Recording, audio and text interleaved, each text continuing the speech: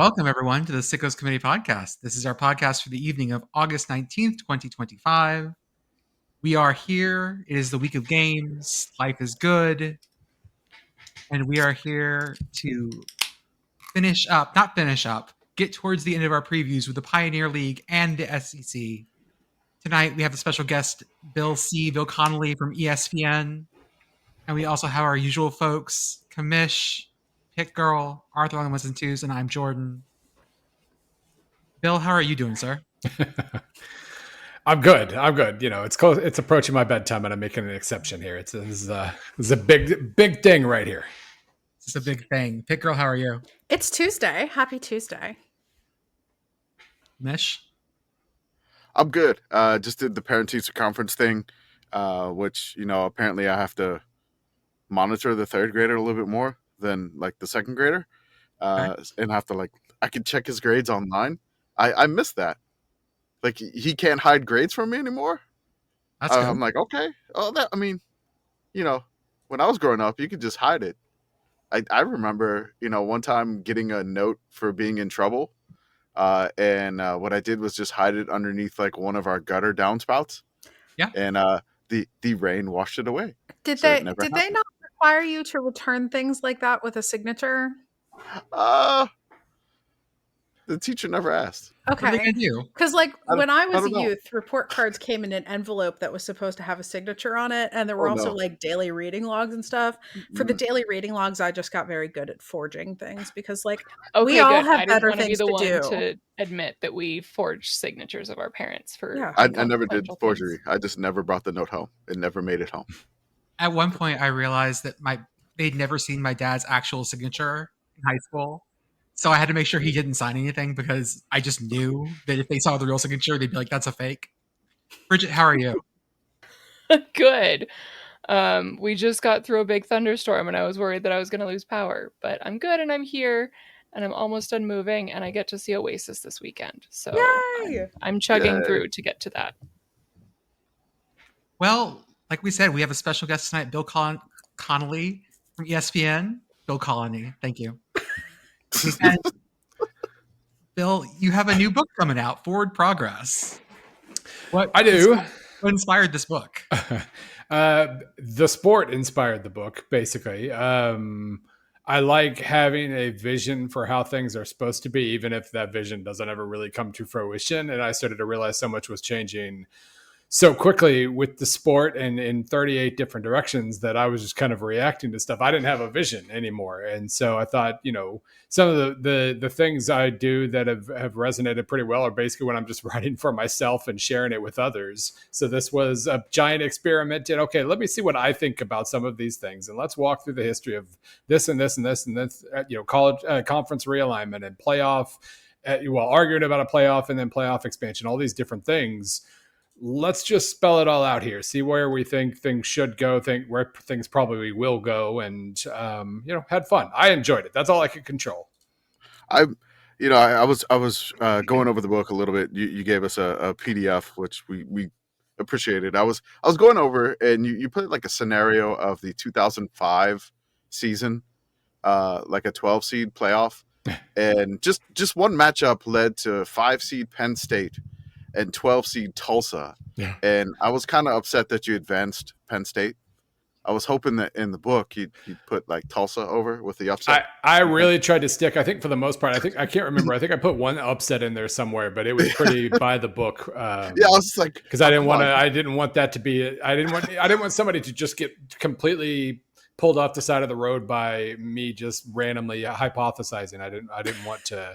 I just wanted to play it straight on that one, which is not really like me, but I did it there. Oh, it's just I thought Bill would put the Golden Hurricane at least into the round of 8. I mean, West Virginia, Ohio State in the quarterfinals, like Pat White, freshman Pat White and Steve Slayton, I believe. That one was tempting too, I gotta say. I saw that. I was like, okay.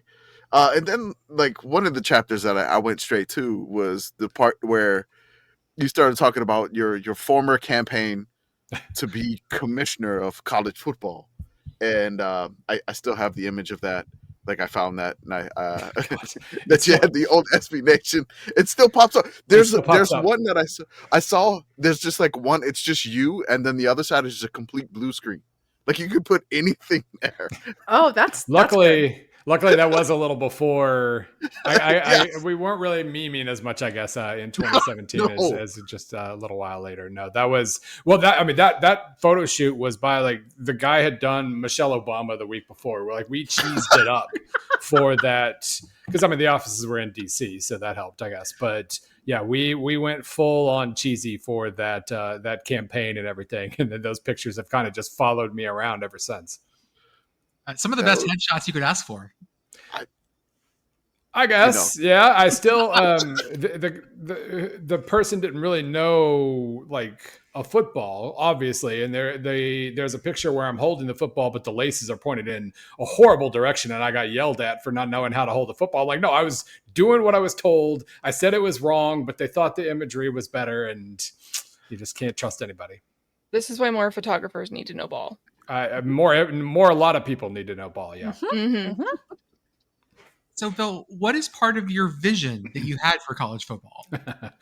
Well, you get to the end of chapter 9, you get rewarded with me and Jason Kirk fantasizing about the Dr. Doom scenario, as he called it, with the SEC and Big Ten expanding to 140 teams each, and with like 6 tiers with promotion and relegation. That's probably my favorite part of the book.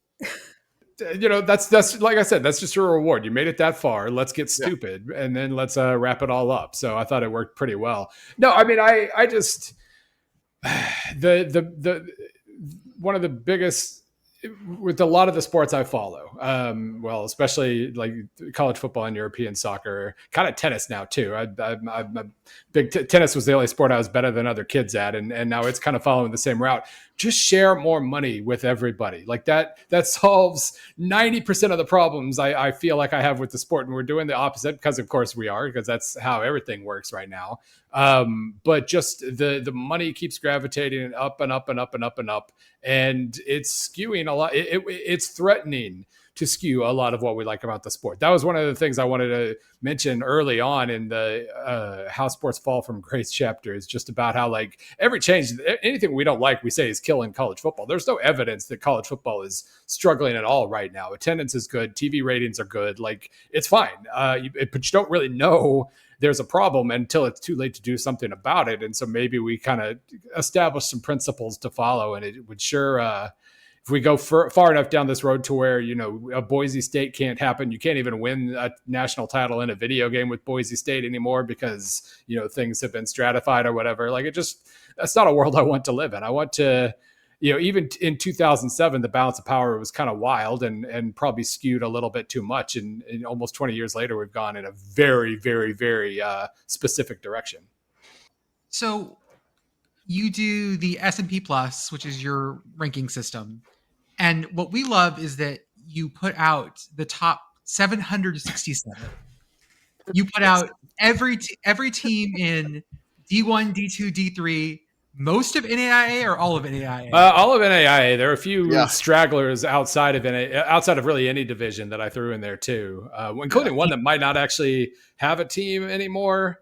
I have to kind of confirm. But is it North American? Did you take that? I took out North American. Okay. John Melvin threw me off because there's apparently a couple. There's like a John Melvin University and college, and one of them just closed or dropped football. And I don't know. Got to do a little cleanup before week 1. But yeah, there were however many in there. Top 767. Right now, the new program, New England College, ranks dead last right now, but it's going to be a battle. Maine Maritime, which we've already found, the 766 versus 767. Yes, it is streaming. It is streaming on the former app that we use for Hawaii football, Team One Sports app. Hey, on October 25th. We found it already. Mark your calendars now, kids. I don't know if they'll stay there in those positions depending on how they do this year. But I love the SP Plus, or it used to be the S&P. Yeah, you're allowed to. If you followed me before 2019, you're allowed to still use the ampersand. I'm not allowed to use the ampersand. But you can't use it. But that's right. So I used to it was kind of one of my favorite things to look at online, associated with college football, because just being like a ULM fan. My whole nobody would talk about ULM ever, and so that's why we have the recurring bit of ULM mentioned. But I I would always immediately get the rankings where you threw out, and I just go straight to the bottom. Like, I don't even like 1 through whatever. I'm at the bottom immediately. And who am I hanging out with this week? Like, am I hanging out with UTEP? Am I hanging out with Akron, Kent State? Like, who is next to ULM? And I started to grow fandoms based on these teams because they were just hanging out at the bottom with ULM. And so I'd start paying attention. Like, I mean, for some odd reason, I became an Akron fan in the late 90s, but because somebody gave me a Zips hat, like the old South Carolina, like it just said Cox. This one said Zips, and so I had that, and I was dared to watch LSU beat the crap out of Akron in Tiger Stadium in like 96 or 97. It was like 56-0, and it was, but I had to wear it the entire game. So, I just a big fan of all these teams at the bottom. It's amazing. And also the 764 that we used for our really idiotic FA Cup thing that I did over the entire offseason. which God, making all those brackets, man. Like round 1 was that's like, one of those, like, it's a great idea, and then you're like, oh my God, I'm like 8% done with this thing. I do that to myself every offseason. I think one was I imitated Bud Elliott's blue chip ratio and made something called the potato chip ratio. Yeah, that's where I found recruits who has the most recruits near like potato chip producing places. Like, I do stupid things like this in the off season, and thank God football's coming back this weekend. So, Bill, you say you like European soccer. I'm going to mention that you like something that I like a lot, which is the second Bundesliga. Yes. The absolute hellhole that is. Yes. Trying to climb out of it. What makes that so? Why explain why you like that so much? Well, everybody's the same, and you can't get out. It's got better attendance levels than a lot of first divisions, primarily because a lot of big clubs got stuck there and can't ever climb out. It took Hamburg like 7 years to get back up into the Bundesliga. Schalke's down there. Schalke, like the most insane environment I've ever been in was a Schalke match. I adore them. They have not made a good financial decision in about 25 years. They were lucky not to go down to the third division the last couple of years. Now they're just they're stuck. It's you have all these up and comers from like small clubs that have no business being better than Schalke or whoever, but they actually make good decisions and don't strap themselves with massive debt, and therefore they get promoted up to the Bundesliga, and then they fall back down. But Hertha Berlin's still there. Everybody Hertha's my team. And so I am living in constant hell with Hertha right now. Huge, playing like an 80,000 whatever stadium, and you're playing in like 6,000 seat stadiums every couple of weeks with clubs who actually kind of earn their spot there and know what they're doing. No, it's a giant mess. Everybody's basically a threat to go up or down every single year, and it's the parity that I crave. They have it in droves. The J League actually in Japan. We went to my kid and I went to Japan in the spring. I've been kind of sort of following there, but we adopted Kyoto Senga because Kyoto is amazing. They're in first place. They could win the title for the first time ever, but like 9 teams are within 6 points of the top right now. It's an absolute disaster, and that calls my name. That's exactly how we feel about a lot of the stuff that we cover. I just wanted to say thank you for joining us, and also that, like I said, that top 767, we were founded because we were all fans of teams who don't get all the coverage and things like that. So that you always include everyone always feels great, because that's what we want to see. Yeah, I am a longtime listener, and I remember towards the end of PAPN when you announced that you were doing the FCS, I got so excited I almost drove off the road. Like, it was like, oh, it's coming, it's happening. So yes, thank you for being the numbers guy. We love a numbers guy. FCS, for whatever reason, I think FCS performs the best. Like, I can get kind of decent data about it. I guess the bell curve is just right. I don't know. Like, everything makes sense in FCS. I like that world. I think part of the reason too, and I mentioned this in the intro to the book, I've mentioned this before. Like, I grew up in Weatherford, Oklahoma, home of Southwestern Oklahoma State, currently number 483 on the list. Go Bulldogs. And so, I was in the stands when they won an NAIA national title. Like, they've got a great mascot. I started to realize when I started playing NCAA football, the original EA game back in the 90s, Ohio had the same fight song as Southwestern. I thought that was amazing. I didn't realize they shared fight songs. That was do they? Because it's the same as Montana State as well. Stand up and cheer. Yeah.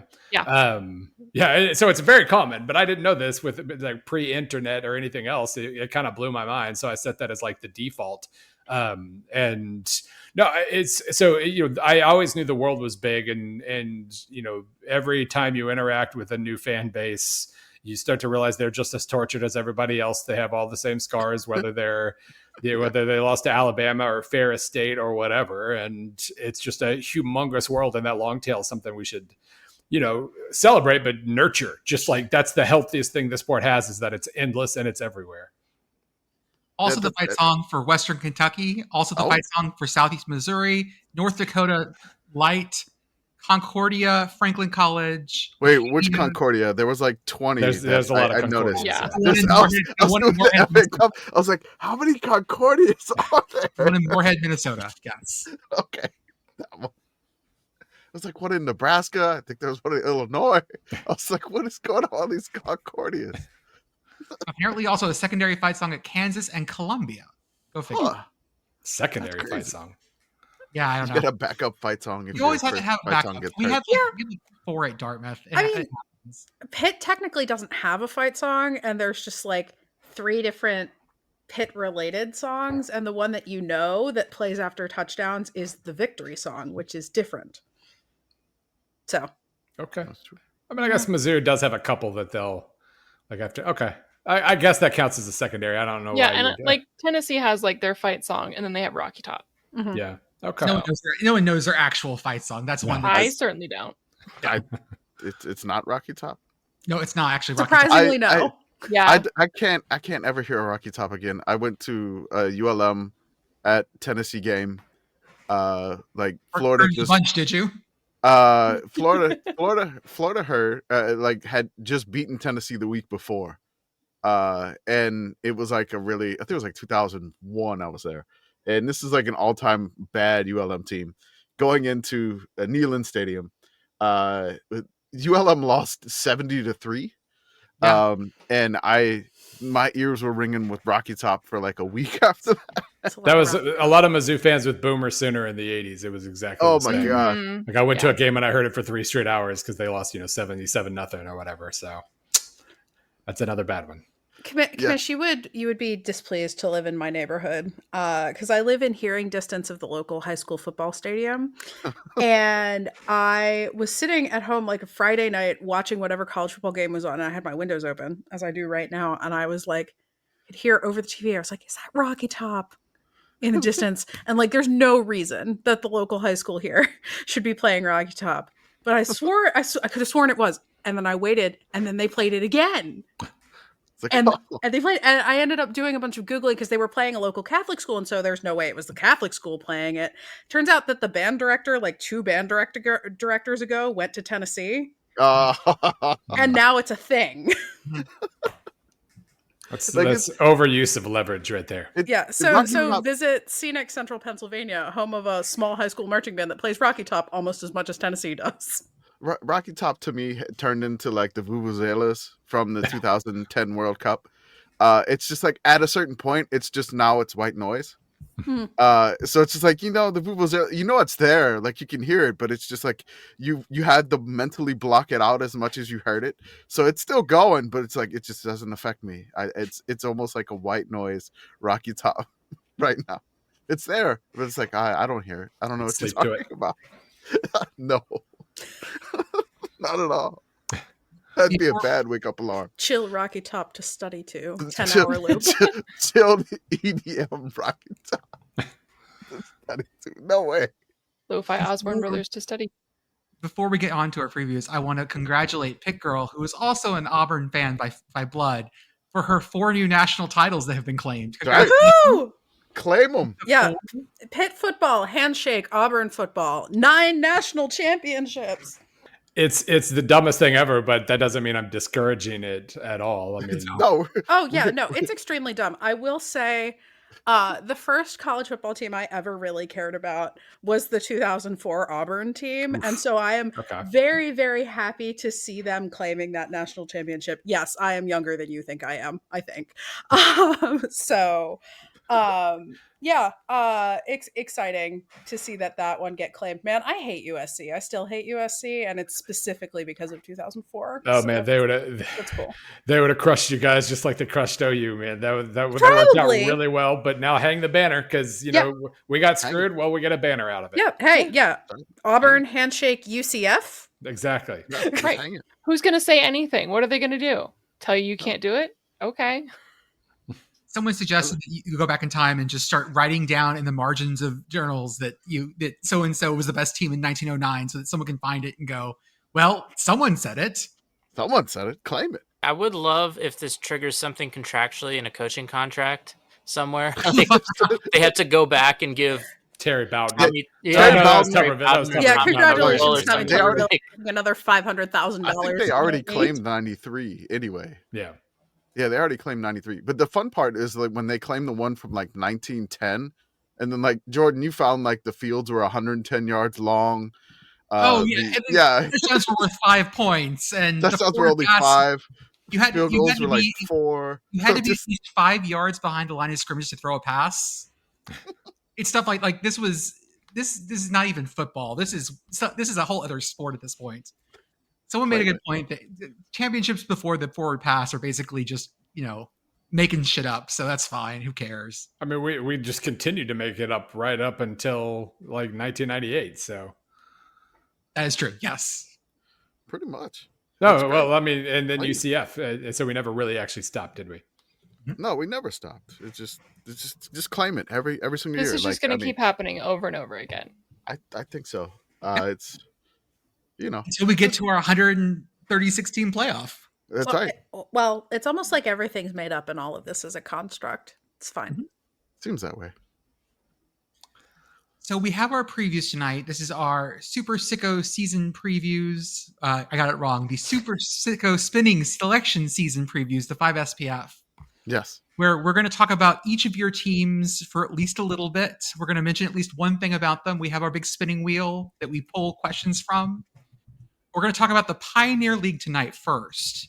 This is the FCS league that does not give scholarships, along with the Ivy League. It is also the only transcontinental FCS league because it stretches all the way from Florida to Indiana, Poughkeepsie, New York, into San Diego. To San Diego, yes. Normal conference, extremely normal conference. That's why they're a league. God, you know what they are? They're the ACC. Yes. Before the ACC, yes. I learned it from watching you, Dad. They pioneered being the ACC. That's correct. It's funny they have a team in South Carolina too, like Clemson. It's pretty almost mirror images of it. They got a team in California, just like Cal and Stanford. That's correct. So, Mish, how did the Pioneer League shake out last year? All right, the Pioneer Football League. You got to say it like the National Football League. Yeah, it's the Pioneer Football League, the PFL. The Pioneer Football League. Can I get a hat like the NFL hat, but it's for the Pioneer League? Their website is for you. Their website is not if we ask nice enough, they will. I don't know I don't even know who's operating the Pioneer League like conference website or social media. I don't know. I will Google for Pioneer League merch while you read. We may have an extra job. They may just give it to us. But 2024, Drake won the Pioneer League, 7-1 in conference, 8-3 overall. San Diego 6-2 in conference, 8-3 overall. Butler 5-3 in conference, 9-3 overall. Morehead State 5-3 in conference, 7-5 overall. St. Thomas, the Tommies, 5-3 in conference, 6-6 overall. Davidson 4-4 in conference, 6-5 overall. They lost their head coach to Rice, who runs a crazy offense, and I'm excited for Rice. Dayton 4-4 in conference, 6-5 overall. Presbyterian, the Blue Hose, 4-4 in conference, 6-6 overall. Valpo 2-5 in conference, 4-7 overall. Marist 1-7 in conference, 1-10 overall. Their only win came over Stetson, who was 0-7 in conference, 2-9 overall. That was probably one of the games that we watched the most. Marist versus Stetson. I remember that one. On ESPN Plus, and it was so good. It was such a great game. Now, when is St. Thomas going to be eligible for the playoffs? I think they just did. Are they now? I think it's this year. I thought it was this year. They took it off. They took it off, right? Yeah, Okay, I'm pretty sure it's this year. Finally transitioned. Okay. Yeah, they took like 4 teams that were waiting. I think Stonehill got taken off, and St. Thomas was one of them. Yeah, they're eligible this year. Okay, great. So we ask these random questions, but these teams. The first one up is San Diego, and we need to look up what their actual university colors are. Oh, San Diego, former home of Jim Harbaugh. That's right. Did you know about the Jim Harbaugh trying to make a rivalry game with Dayton flag thing?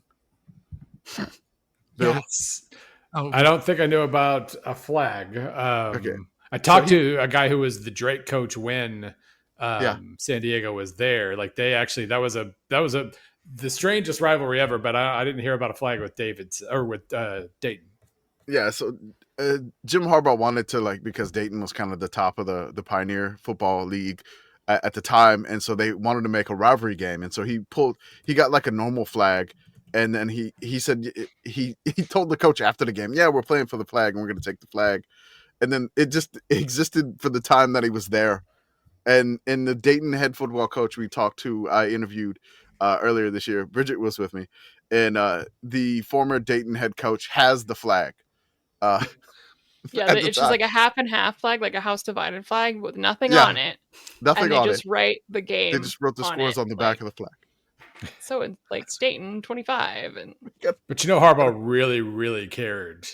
He was super into it. He was.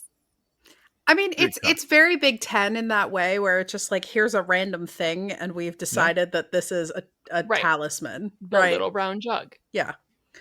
I have done the Googling for the question about San Diego State.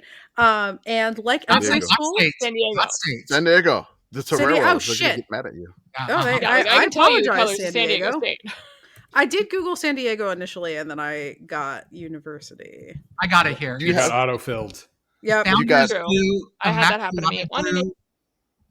Founders Blue, Immaculata Blue, and Torero Blue. So they have all 3 shades of blue and a white. Good for them.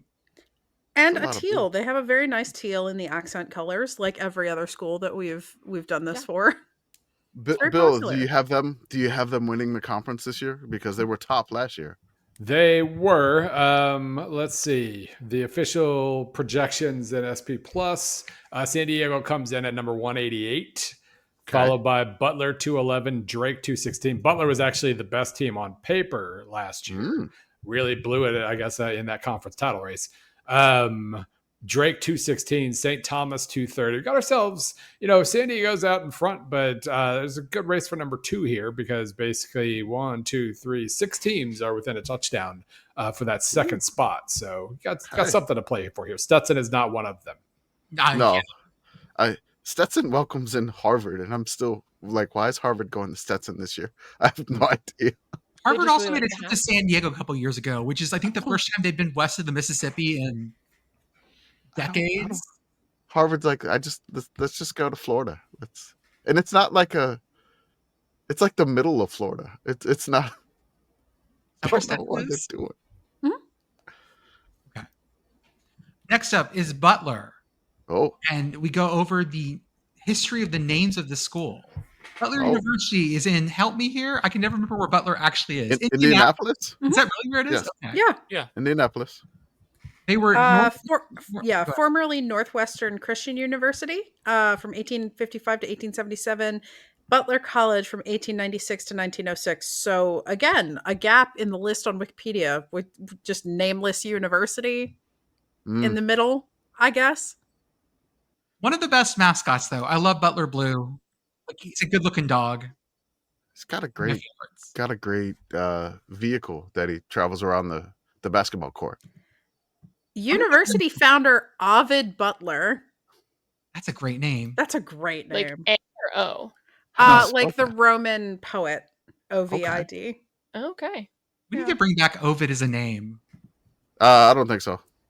No. No. So there is a Definitely good not. Wikipedia pull here in that I've never been of all the Wikipedia pages I've been on. I've never been on the Bud and Jackie Selleck Bowl page. Yes. The stadium is very. It's old. It's extremely Yes. old. Yes. Before it became an official stadium in 1928, it apparently held games between Butler and Notre Dame and Butler and Illinois, meaning the field itself had the Four Horsemen on it at one point and Red Grange on it at one point. So I love history. the fact that this stadium went from like 36,000 and now it like only seats like 5. And Like, it didn't get any smaller. That's the thing, is just like all the old capacities. I mean, they were crammed in there. Yeah. Very unhealthy. I love And unsafe. It just keeps shrinking and shrinking and shrinking. Now it's like 5,647. Like Hinkle Fieldhouse is probably double that size. Yeah. Oh, yeah. For sure. Next up is Presbyterian. And what is their longest road trip of the year? Oh. Are they going to San Diego? That's basically what we asked. That's always the question, right? Basically, in the Pioneer League is if you're going to San Diego or not. At Furman, at Dayton, at St. Thomas is probably going to be it for them. Okay. They're going all the way to Minneapolis. St. Paul. Minneapolis. Yeah, they don't play San Diego. At St. Thomas on November 15th. Maybe we get some weather for that one. Once again, you want to talk about like uneven schedules. Pioneer League, you can draw a really hard schedule or you can draw a real easy schedule in the Pioneer League. Yeah, I mean, the road games are just... If you get the short straw on the road games... They've also apparently beaten Clemson 3 times. And South Carolina 3 times. Whoa! That's why they stopped playing them, because they're scared. I'm scared.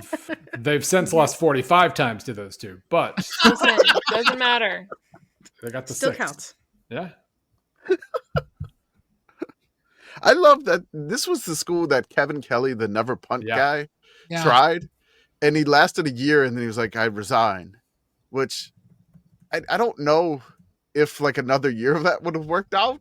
Nope. Probably not. No, he basically, like Ryan McGee, I think, did a piece on him like mid-season where he's like, man, if you go for it all the time and you never make it sure hurts morale, doesn't it? Like, it was just kind of this big, when he was high school coach in Arkansas, he had a lot of talent advantages that he was able to lean on as well. And he started to learn that, okay, maybe punting's okay every now and then. If it's 4th and 9 from your 12, maybe punting's the better option here.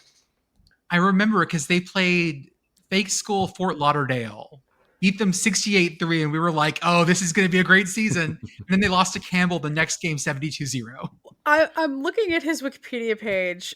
His debut as Presbyterian head coach was September 4th, 2021. The Blue Hose broke 2 significant passing records in their 84-43 win over NAIA member St. Andrews. Yeah. Giving up 43 was a little bit of a red flag, I think.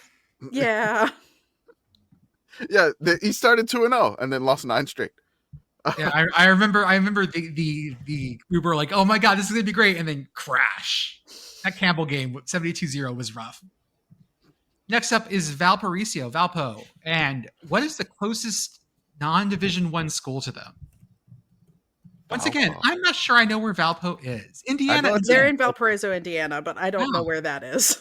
It's up in the Northwest. There's lots of Pioneer League football in Indiana. So we're talking Notre Dame here? Yeah. Feels like Notre Dame. That was my first guess. Yeah, but we're looking for non. Non. Okay. Oh, non. Oh. Sorry. Yeah, non-D1. There's like a women's college associated with Notre Dame. Oh, that's right. There is. Is there something in Derry?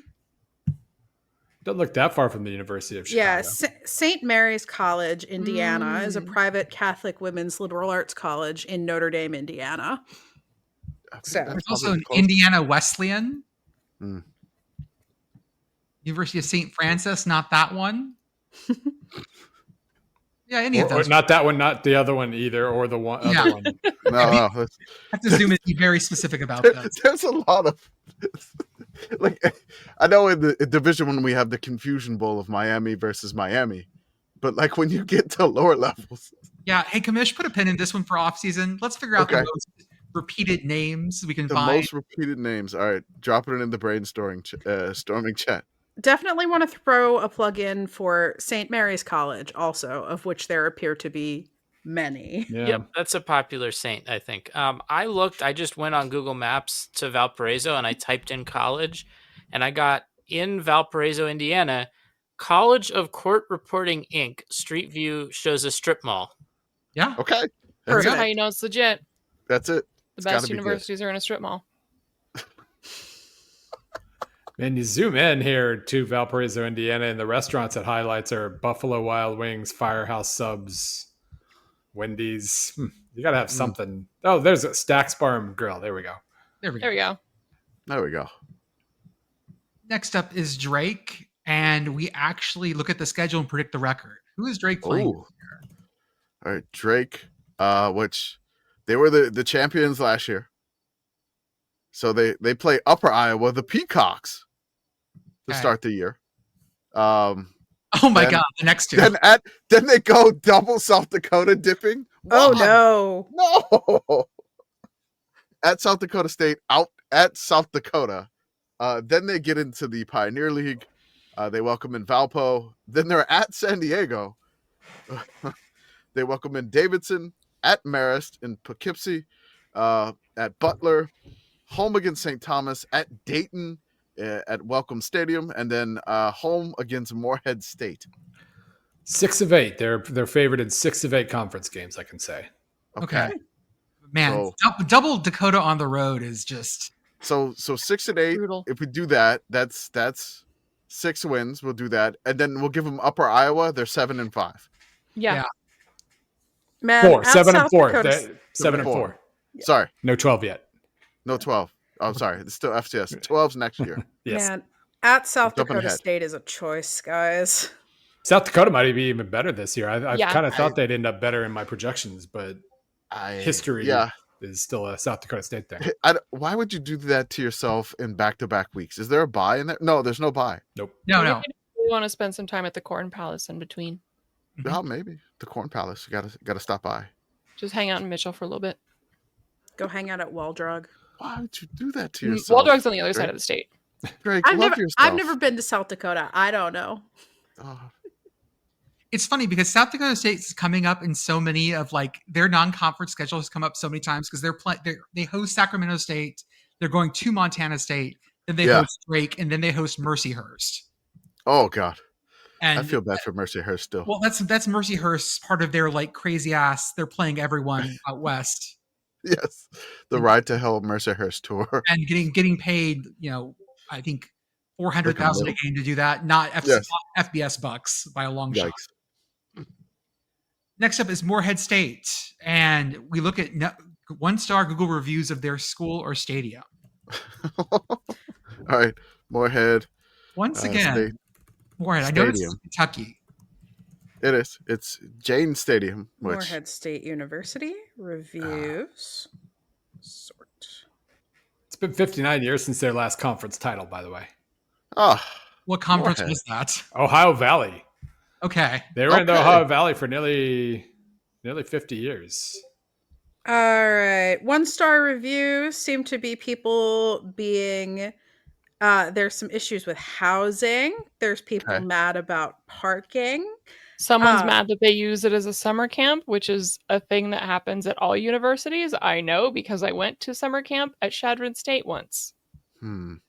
I went to summer camp at Lafayette College for 4 years running.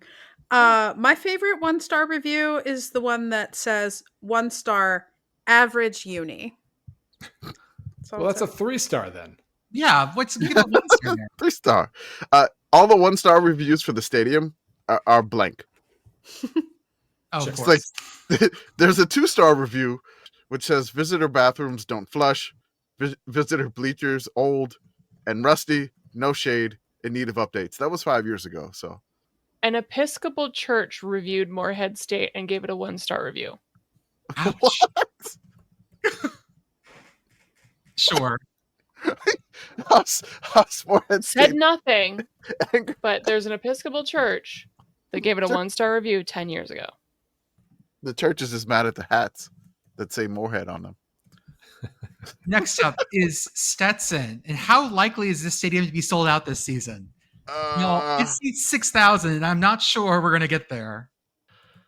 I mean, you think they'd sell out for Harvard? No, No. because it's not a big like. Do you think Harvard? Do you think there would be enough Harvard people that would be like, "Yeah, I'll go to Florida"? No. I mean, No. a lot of them live there already, but I'm not sure. Harvard football fans are not well-known. Don't travel outside the Northeast. Last year's attendance by home game 1633 for Ave Maria, which I think is NAIA. Yes. 1354 for Warner. Mm-hmm. Then they had a whole bunch of road games. 1777 for Presbyterian, 1568 for Marist, and 1244 for Drake. So 0.1% that they will sell out a game. Yeah. The Marist game was just so much fun to watch. It was just a mess. It's whenever you get to watch two teams that are pretty close together. Like I always say, like either if they're very bad or very good, two teams that are relatively equal make a fun game. Yeah. This is the Kent State Akron thing, where as long as they're towards the bottom of the pack, although I will say that Akron has separated themselves out from Kent State by a long shot at this point. Because Kent State's done the separating, but yes. Yeah. Oh, my daily check. Kent State defensive coordinator. Do they have one yet? Do they have one yet? I still haven't seen them announce one. We follow them, right? Oh, it just happened today. Oh my God! It just announced it. Breaking news. Their Breaking news.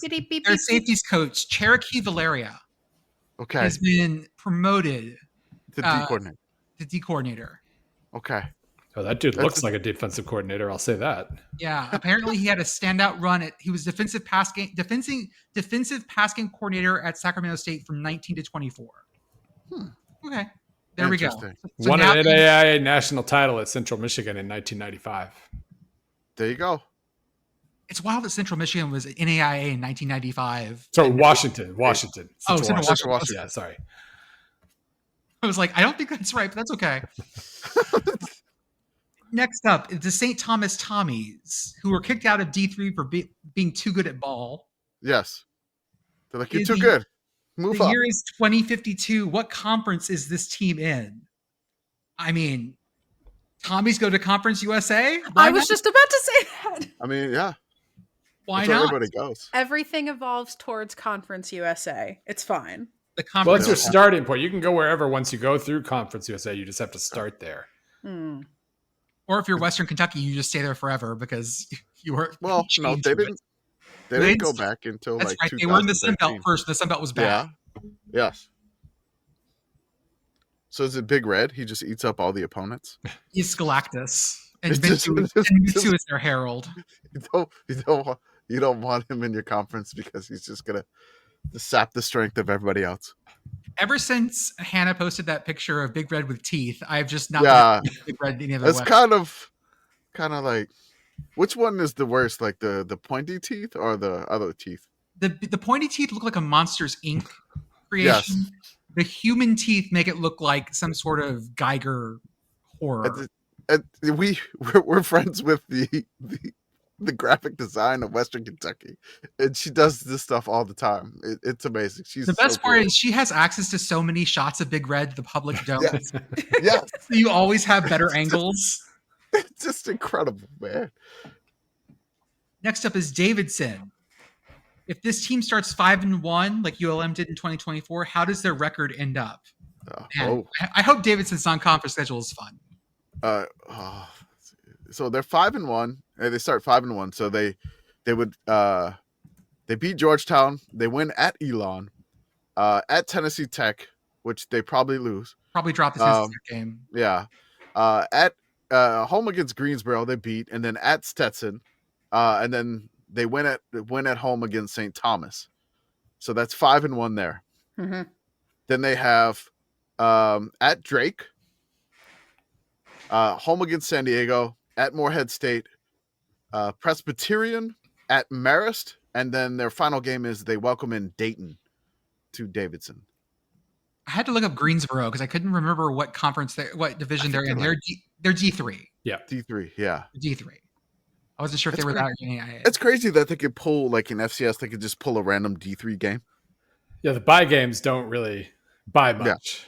No. So basically, starting 5-1 would mean they only really pull one upset. So they're that's kind of on track for them. They should finish 8-9 wins. Yeah, feels Yeah. about right. 8-3 feels spiritually correct. I'm curious on their new head coach. It's I can't even it's Sajan Takar. Yeah, Sajin Takar. Yeah. Yeah, he coached for like Fitchburg State, Maritime. No, he was a running backs coach at Harvard. He was the head coach of the Bentley Falcons, which is the Northeast 10 conference. Had them 6-4 and then 8-2. Yeah. Yeah, and so the Northeast 10. So I mean, this is kind of a good like spot because I like when you come to the Pioneer League, you can kind of experiment in this conference, which is you could do like never punt things in this conference because it's kind of like a testing ground. And that's why I'm excited for the head coach of Davidson to try what he's going to do at Rice. Yeah. Yeah, that's going to be fun.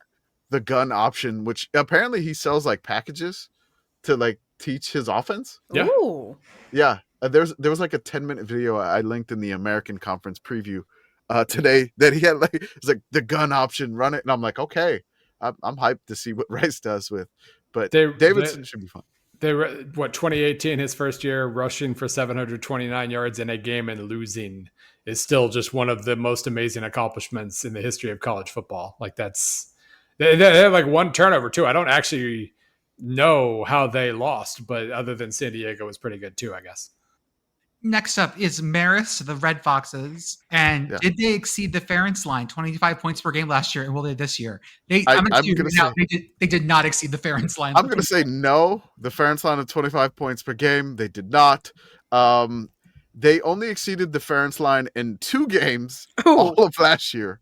They scored 32 points in a loss to St. Thomas in Poughkeepsie. And their one win over Stetson, they scored 40.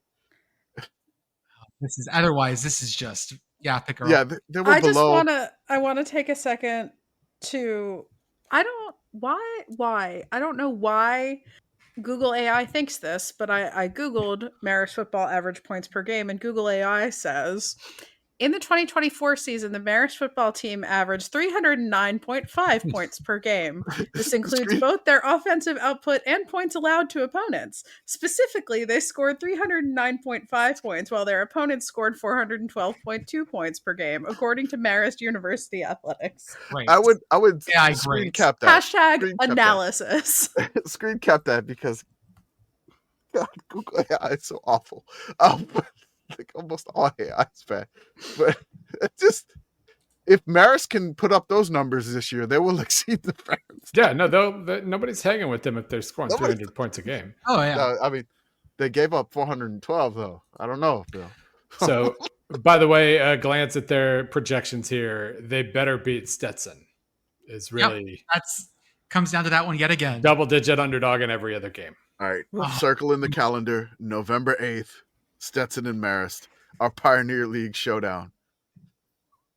It was so good last year. It was such a great game last year too. Lastly, so wild.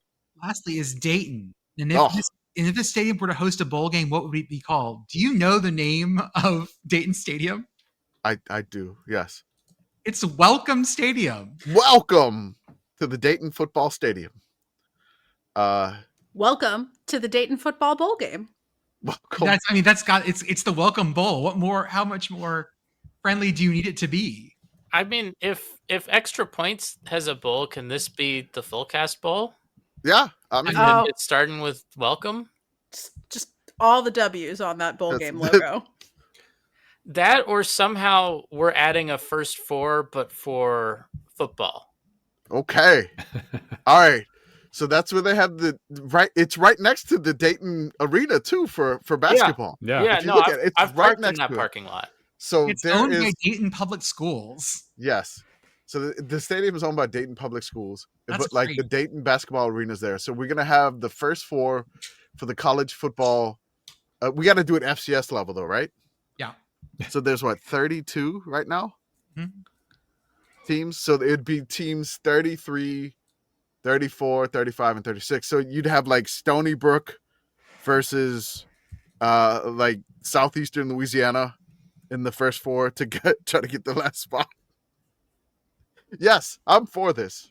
I'm still mad the Seawolves didn't make the playoffs last year. Yeah, they got shouldn't have lost to Monmouth, but again. This stadium looks cozy. I kind of like it. It's nice. It's a nice one. It's a good one. It's got a nice track. It seats $10,000. Really? Yeah. I would not have guessed that. Okay. No, it's a really nice stadium. I'm sorry, $11,000. I apologize. I shortchanged Dayton. I shortchanged scenic Dayton, Ohio.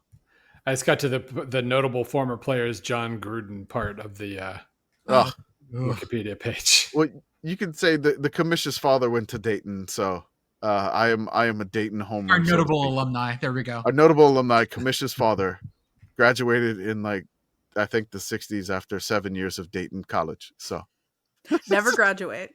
Never. I took less than that, but not much less.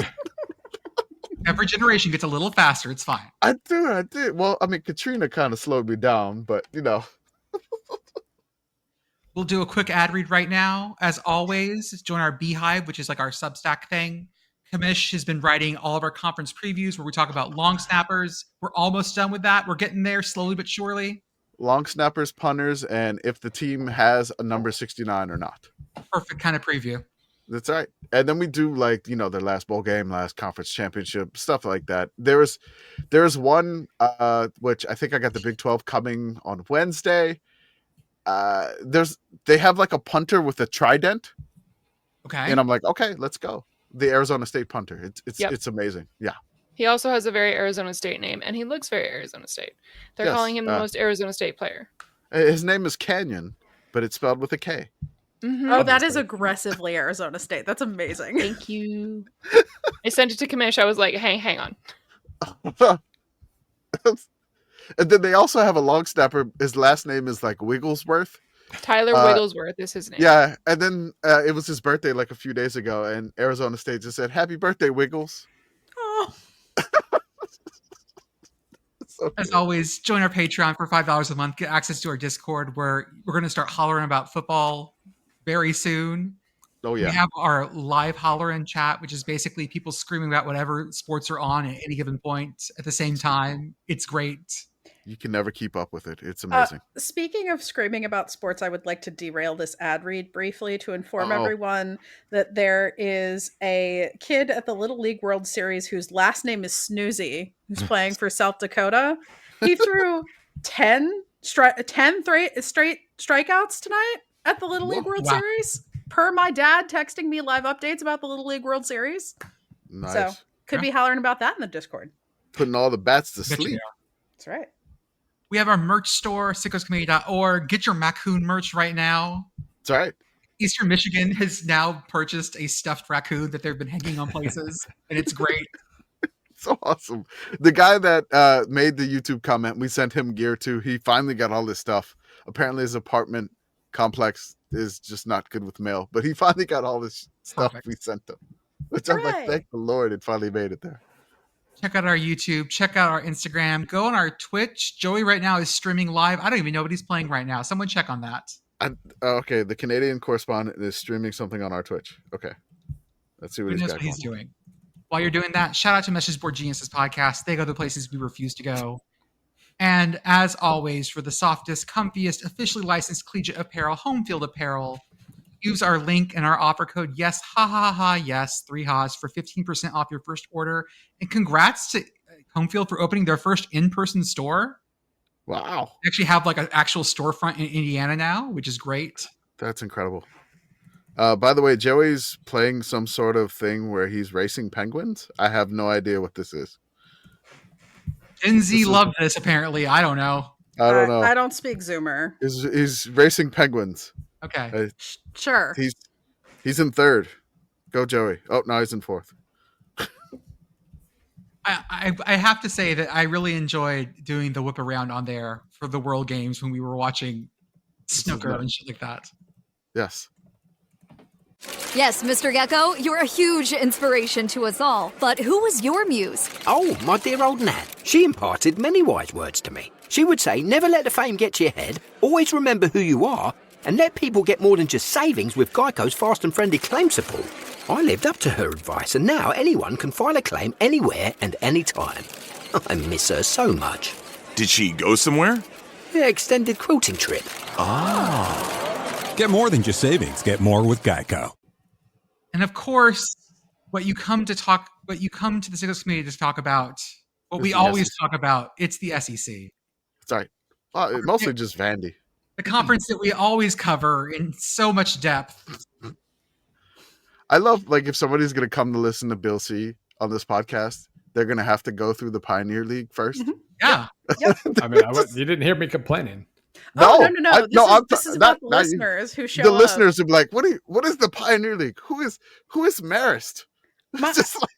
Honestly, I love our listeners because every once in a while we get the listener who's like, you just talked about Alabama. Who's that? Alabama? I never heard of them. You guys never mentioned them in weeks. Who is this team? No. Yeah. Who could this be? Why is it a big deal that Vandy beat them? Commish, how did the SEC shake out last year? It was a lot of fun last year. Texas 7-1 in conference, 13-3 overall. They, however, lost the SEC title game to Georgia, which Georgia was 6-2 in conference, 11-3 overall. Tennessee 6-2 in conference, 10-3 overall.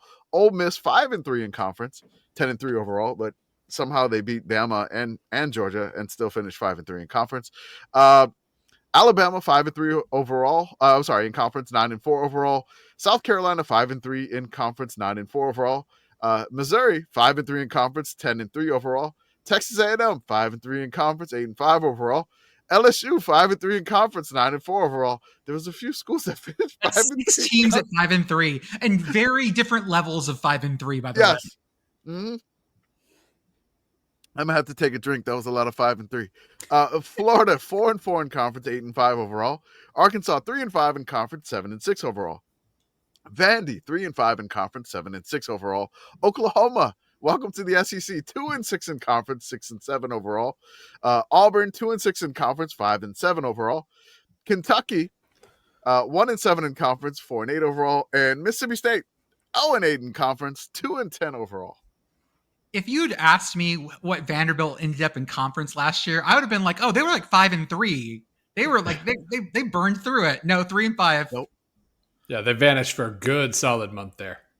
Yeah, the Vandy had the after they beat Bama, like it just went. They partied way too much, which I don't blame them.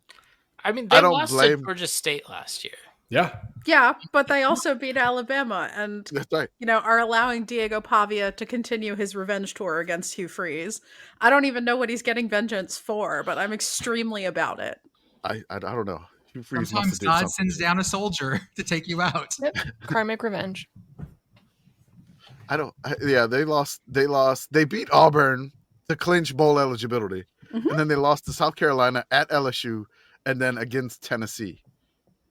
I love that the 5-3s go from 5-3, 10-3 overall to A&M's 5-3, 8-5 overall. That is such a beautiful bouquet of 5-3s.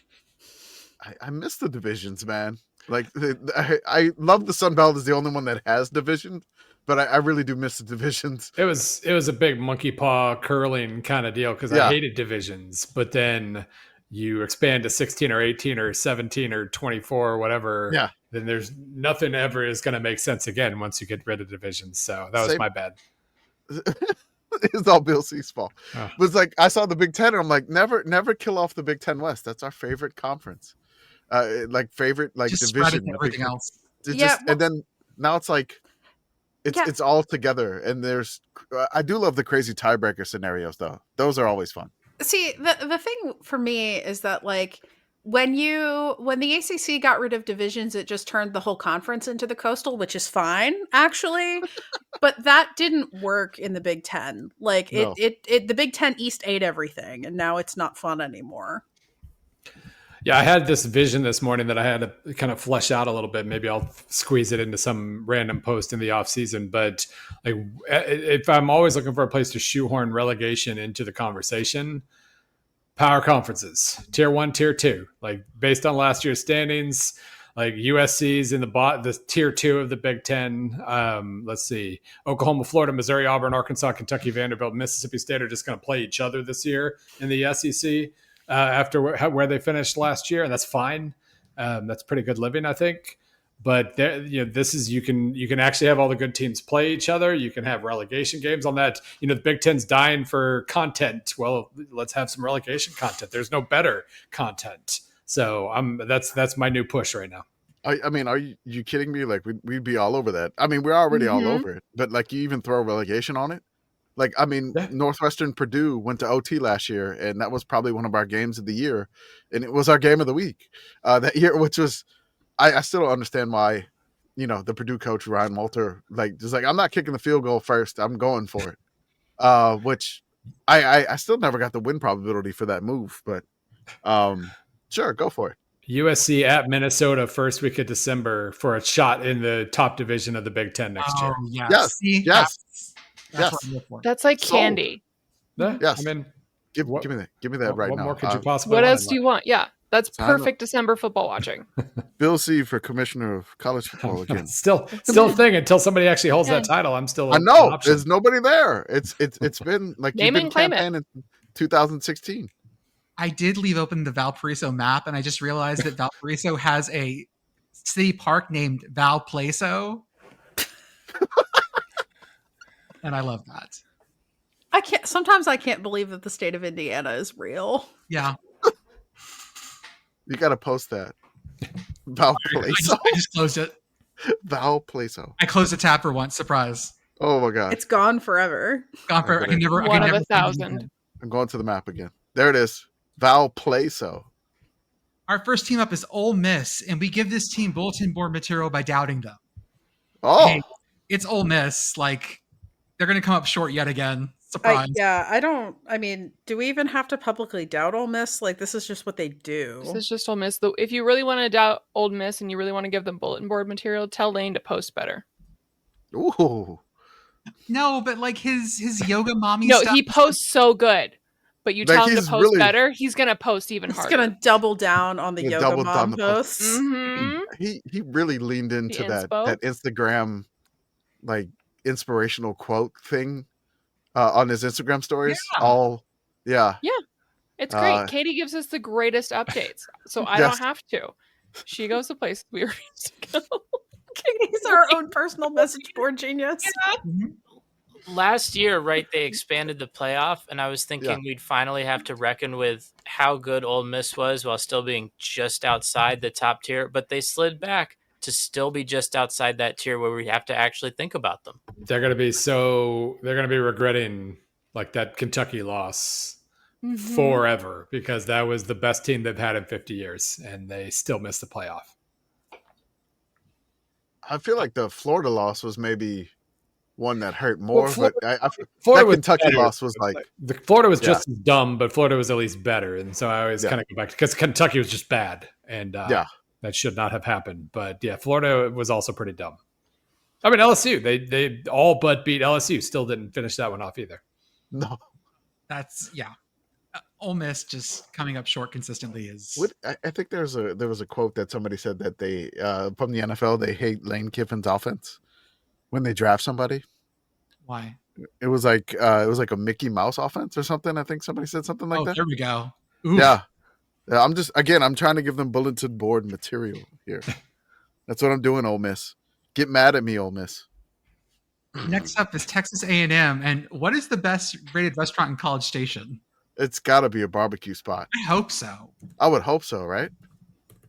Quick, somebody ask Jay Arnold or Casey really quick. Jay Arnold or Casey. At Jay Arnold, what is the best restaurant in College Can we Station? Include Brian? It's like right next to it. There's a steakhouse. Okay. The Republic Steakhouse. That also feels very... Yes. I'm going to tell you that, like, Brian is not going to have much better than College Station. No. Oh, this is a different Voodoo. Oh, no. What the heck? I'm sorry. College Station has a Voodoo Brewing location, and it's the one from Meadville, Arthur. The one that makes non-trademark infringement alma mater IPA. I have questions. There's something in Bryant that is 4.9 stars. It's called Exotic Eats, but it's exotic spelled like instead of a C at the end of exotic, it's a K, and then it's Eats with a Z instead of an S, and it's a Cajun restaurant. But they didn't do like XXX for exotic. No, Exotic. no, just only no, nothing like that. How about something called the Downtown Elixir and Spirits Company? That My feels favorite. like that's like a $20 drink, and it's not going to be. Yeah, good. I'm like, They have gin rickies. Yeah. Yes. Okay. The Twin Peaks in Bryan, Texas has God a damn it, Arthur. 4.9 on Google Maps. How about a restaurant called Salt, but spelled SOLT?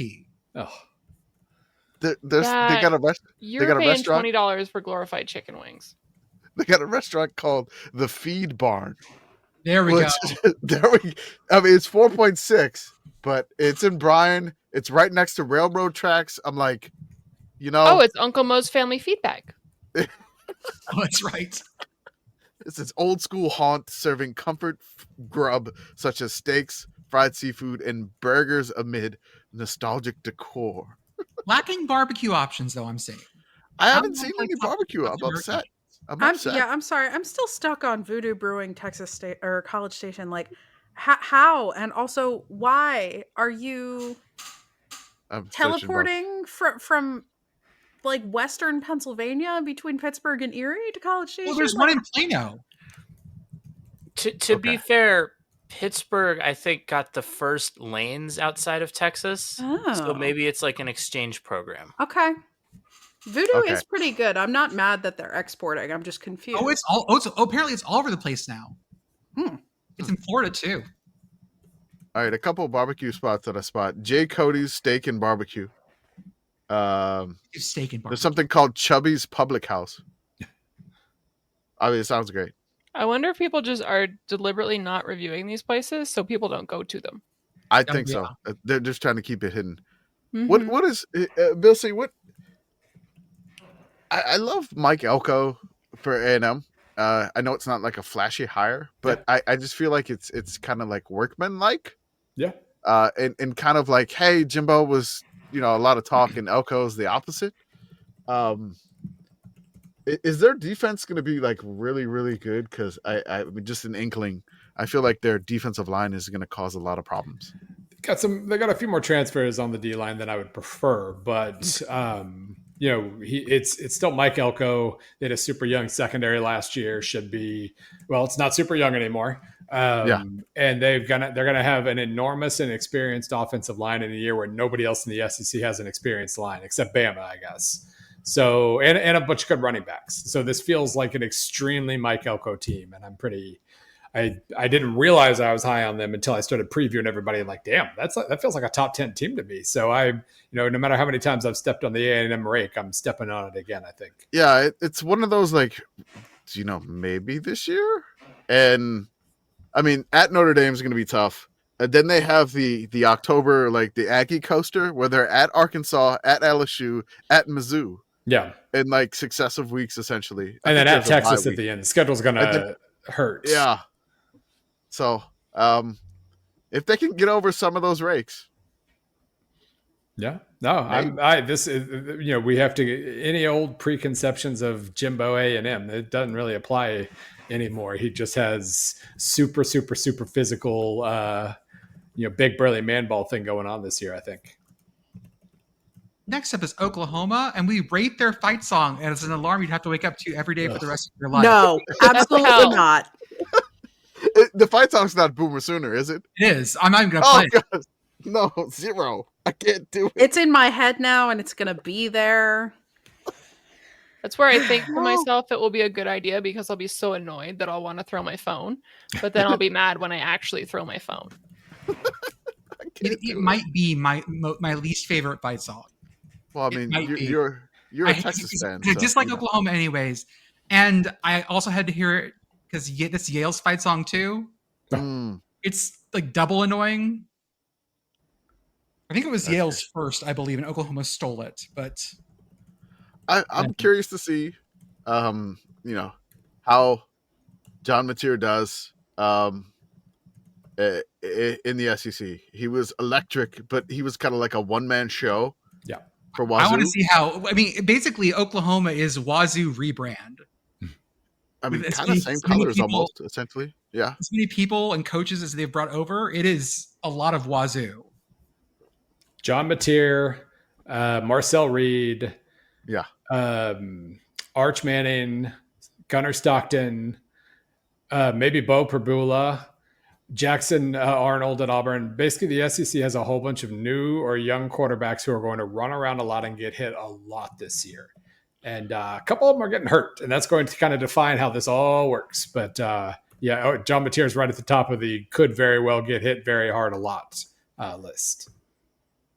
I think the one game where they had to come back and win at the last second, I was like, he's going to severely injure himself. I can't remember who they came back and beat by a point. Was it Fresno? It was some crazy Wazoo game last year. Right, yeah. Or was it New Mexico? I can't remember. But it was New Mexico. They lost to New Mexico as he was running around crazy. Yeah, he was then too. Yes, but it was in. They shouldn't have won that game, but somehow they won it, and I'm like, I thought he was just gonna just explode on the field, but I couldn't even remember what it was. But I don't know how he holds up, but he's gonna be electric if he can hold up. Yeah, it feels like early in the season they're going to be a story. If they beat Michigan, they should be, 5-0, 4-1, 5-0 to start, and then every team they play from that point forward is top 20, and that's when he's going to start suffering some wear and tear. So it was the San Jose State game. San Jose State. Yep. Yeah. 54, 52 double OT. I was like, he's gonna lose it here. San Jose State probably should have won that game, but he willed that one back. It was insane. He's great. Next up is Vanderbilt. Hey, hang on, Jordan. Yeah. Bill needs to hop off, so we should say thank you and night to Bill. Okay. Awesome. Thank you, Bill. I absolutely appreciate the time. Go Warhawks, go Bulldogs, go. I didn't look up what New England College is. Everything. What is there? Pilgrims. Oh, of course. Perfect. Pilgrims. Oh my God. That's it. In Maine Maritime. Thank you for joining us, Bill. Buy his book when it comes out for Progress. It's been a fun read. I've been like doing the poking and prodding on the PDF, which has been a lot of fun. So thank you for that. And again, thank you for joining us, and we'll continue with the preview, and you get some sleep and don't upset the family there. All right. That's right. All right. Take care, guys. Thank you, Bill. Thanks, Bill. Next up is Vandy, and we have to pick their most notable alumni. It's got to be Al Gore, right?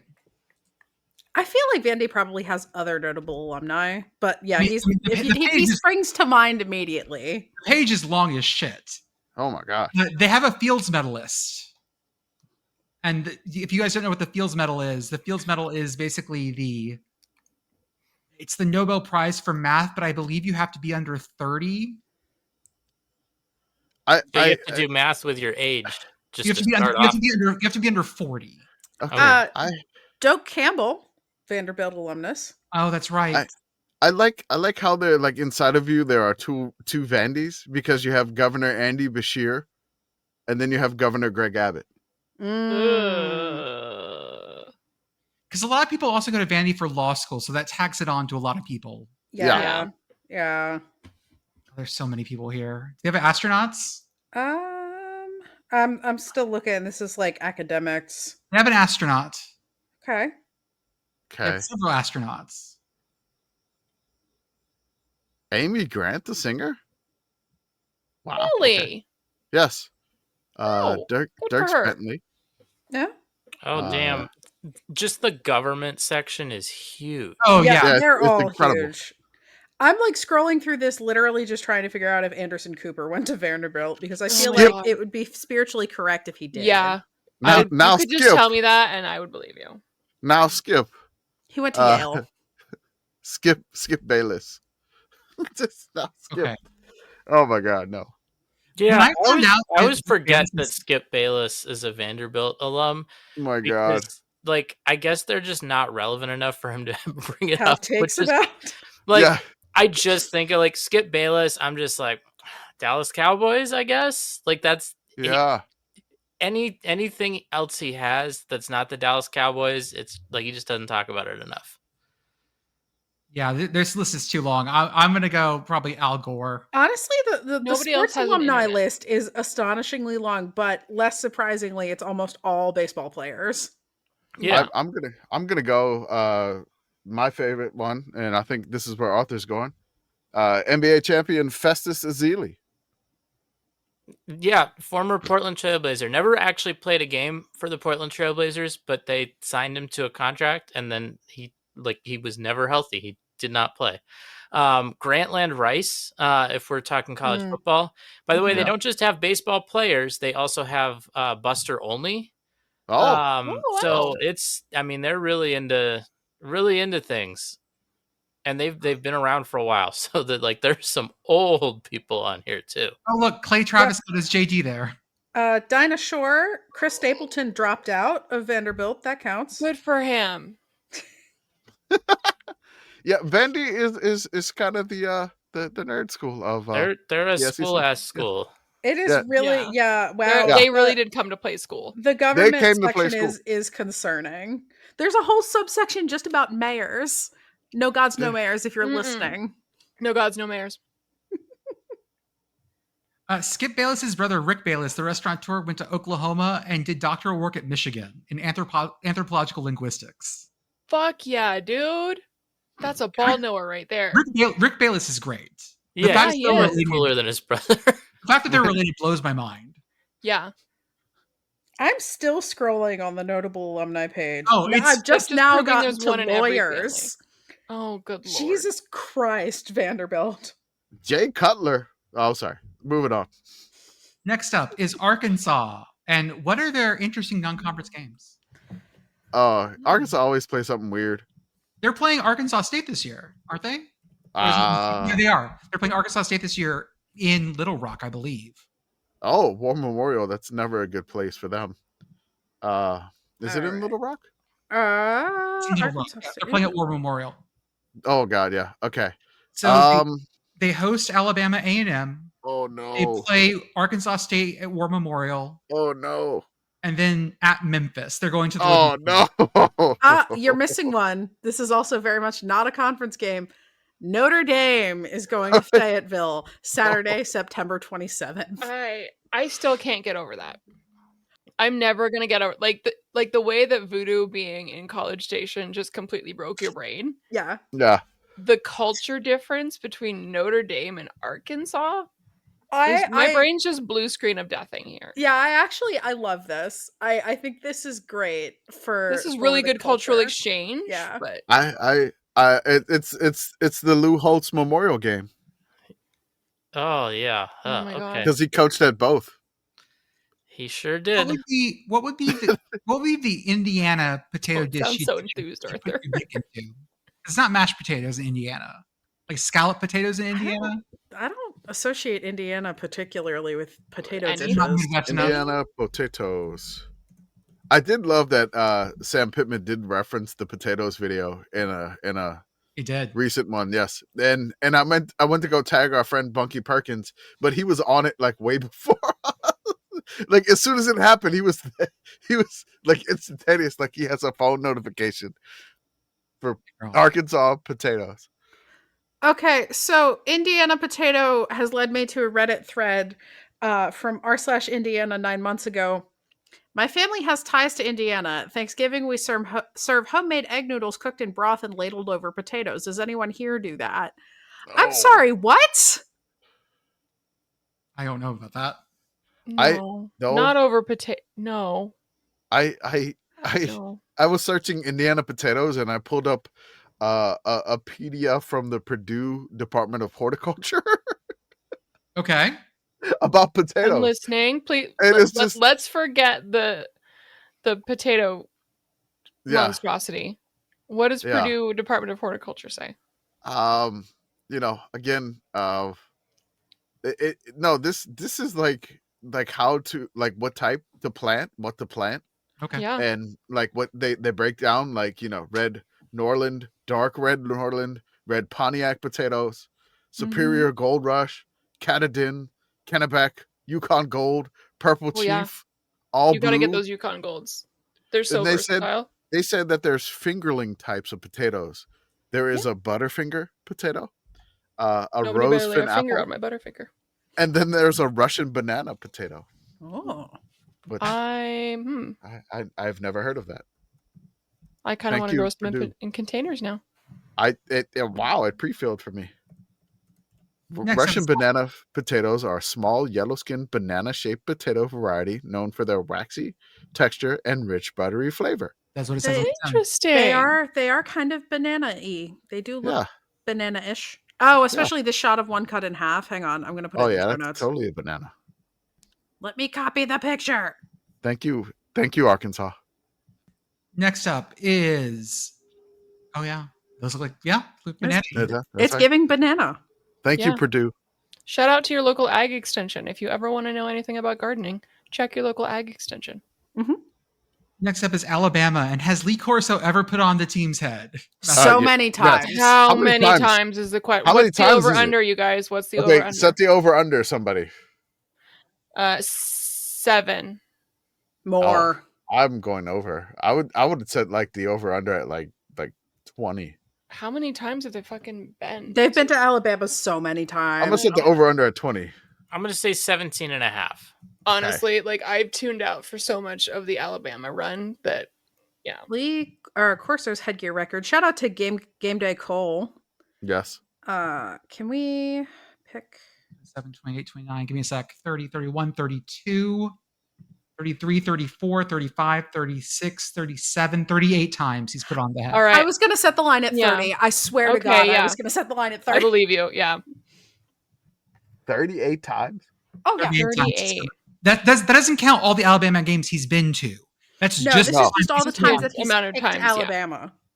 So yeah, the over under of 30 is correct. Is that the highest on the list? I would guess so. Yeah, I don't know. I would have to look at. Oh, this exports to Excel. I will do a data dive on this and get back to you. Thank you. Thank you. I'd be curious how many times he put on the USC. Cole on Trojan Twitter. as well. Can we thank Cole in person? Do we know Game Day Cole? About. Yes, at Game Day Cole on Twitter. You can support him on Patreon as well. Okay, because that's awesome. Yes. Oh my gosh, the comments are from as early as 2008 on the website. This website's delightful. Wow. Jordan, you're right about how the internet used to be so much better. Told you. It was so good. It was. If Auburn were a Texas State Fair food from this year, what Texas State Fair food would Auburn be? I need that list again. I keep losing it. It's the Big Tex choice list you're looking for. Big Tex choice list. Oh, I forgot the text And part. we're picking for Auburn. Is Auburn the Dubai cheesecake chocolate? How about the candy lemon sour face? I'm gonna admit I don't understand what Dubai means in the context of food. It's a TikTok thing, bro. Like, it's chocolate filled with and it's not even that. It's fine. It's chocolate filled with like pistachio cream or pistachio and like, yeah. Well, specifically like a can. Like if I said I had Dubai style pizza, it wouldn't make sense. No, it wouldn't. It's in the context of candy. It's like candy with pistachio. A pistachio tahini cream and a little bit of like it, kind of like phyllo, but not phyllo.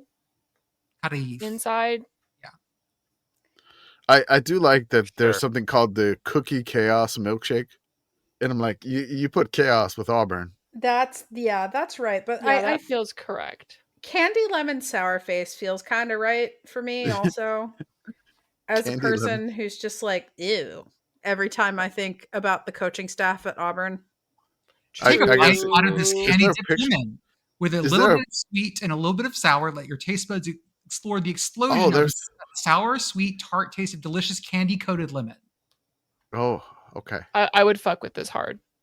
Yeah, I would enjoy this, but I'm just thinking about this. If we're matching something with Auburn. It creates a visceral reaction, much like Auburn football. Yes. Yes. Much like this particular iteration of Auburn football. Please, God, let this be the year that motherfucker gets fired. I can say that because Bill C's not here anymore. So it does not reflect poorly upon him. It's not actionable. I started, like, I've been playing that college football video game. I don't think it's going to happen because I don't have the time to really put a lot of work into it, and it's definitely not going to happen year one. But I was trying to do that Delaware thing where, like, you win the national championship as Delaware to, like, enter the contest. And year one, Hugh Freeze left for the NFL. So sure. Hired by the Cleveland Browns. Anything can happen in a video game. Next up is Florida. How many tiger/cat mascots do they play, and what will their record be against the Tigers? 700. My God. Because there's so many. Football schedule. I forgot that Florida's ranked. Yeah. So they play LSU. That's one. They play Kentucky. That's two. And that's it. Duh. Maybe feels wrong. Maybe 1-1 on that. I mean, you could either see, you could probably see 1-1 for sure. Maybe 2-0. Yeah, 1-1 feels safe. 2-0 is a stretch, but not outside the realm of possibility. I would be surprised. Or I'm sorry. Yeah, 2-0. Yeah, I will say if the 1-1 occurs, it's probably not going to be Kentucky winning. Nope. Yeah, they're at LSU, and they're at Kentucky though. Okay. Yeah, but at Kentucky doesn't mean anything. Kentucky is not the Kentucky of 2 years ago, unfortunately. I feel 0-2 is kind of unlikely. And 1-1 feels the most safest bet, but 2-0 is not out of the realm of possibility. Pick one. Don't waffle. Pick one. 1-1. Okay. They beat LSU and they lose to Kentucky. How many feet above sea level is Tennessee? Rocky Top is way up on Rocky Top. I would hope that their stadium is elevation. What do we got? Do they even have the elevation? Average elevation per topographicmap.com is 892 feet at the University of Tennessee at Knoxville. That's not that high. No. University of Tennessee Knoxville says 961. Okay. Yeah, they don't even list the elevation on like the Wikipedia. Oh, they do. You just have to Google Neyland Stadium elevation, and Wikipedia brings it up as 281.203 meters above sea level. What is that in freedom units? That should be 900-ish. 922.58, so 922.6. Yeah. Okay. Not too bad. Would South Carolina's mascot Cocky look better with teeth? Birds don't have teeth. I'm so tired of relitigating this. Birds don't have teeth. The wheel is bringing it up just to cause you pain. I guess. Jordan, I'm kind of upset that the wheel has never prompted you to preview somebody's full season in the Peruna voice. It's never come up. No, it did come up. Jordan wasn't here the time that it did. The one time he wasn't here? Oh my God. Can you do it for South Carolina since we don't want to do the teeth again? I mean, also looking at Cocky, there's nowhere for him to where would his teeth go? Yeah. His mouth opens. Does I don't even have a voice in the first place. His mouth opens. Here we go. Read the schedule like Peruna. Hi. Oh, hi. They play at Virginia Tech. You mean in Atlanta? In Atlanta at the Aflac kickoff game. And they play South Carolina State at home. And Vanderbilt at home. On the road at Mizzou. Home at Kentucky. At LSU. Oh, at LSU. I have to mute. They host Oklahoma and Alabama. They're going to Ole Miss. Going to Texas A&M. They're playing Coastal Carolina. They're playing Coastal Carolina in their SoCon Challenge Week. That's a bad choice. That's a bad move. And then they're hosting Clemson. Oh. Is that my Nick sound? What would, if I had to do a voice for one of these, what would it be? You had to do the Yinzer last year. Yeah. I don't know. I feel like mine is not that strong. No, but like you had to go it full comes Yinzer. out. The Yinzer does jump out, Arthur. And you don't realize it. Where it jumps out. It's not consistent. Yeah, but your Yinzer is much better than mine. Out of everybody on this podcast, because I was thinking about this, I am the one who does not do impressions. I have Mac Brown voice, and that's it. I feel like I could do Mac like Brown. vaguely European accent, maybe, where like you can't pick down the specific European country. It's just like one of them. You want to workshop it? Do you want to read a schedule in a vaguely European? Well, let's put it on the wheel, see if it comes up. Okay. We can swap out any of these. The next one is Texas's. Well, here, I fucked this up, and I apparently doubled up on one of them. Georgia. Okay. Mm-hmm. Give me an Eastern European reading of the Georgia one. Give us a Georgian accent. The European one. Yes. Okay, hold up. Let me pull up the Georgia football schedule here. You're going Southern. Okay, we got it. Are you a Georgian? We have to course correct it's here. Southern Okay, Georgia. into other Georgia. Are you serving khachapuri in Atlanta? I do declare I am from Georgia. We have wrong Georgia. Okay, we go to right Georgia. There we go. There we go. Can you end it with my wife? Change. So we will go through various different. It will not be consistent. It will be very inconsistent. Okay. So Georgia opens with Marshall, and then they host Austin P. Hey. Then let's go P. Georgia has to go on the road for the first time, and they play Tennessee on the road. Okay. On the road. Okay. Then another big SEC game. Georgia hosts Alabama. Then Georgia hosts Kentucky. So far, we only have one road game for Georgia. That's good. So they shouldn't far. be driving. But then, that's good. No, I'm going to hang up and listen. I'm listening and learning. I will say that what came up for Georgia first was what kind of car the mascot would drive, and I did not use that question. No, we don't need to mention anything about Georgia driving on the road. I pulled that question. How's your Tahoe? No. But then the SEC schedulers, they make Georgia go on the road. Very mean of them. How dare they? To make Georgia play road. They have to go play Auburn. They do host Ole Miss. Then they have to play Florida.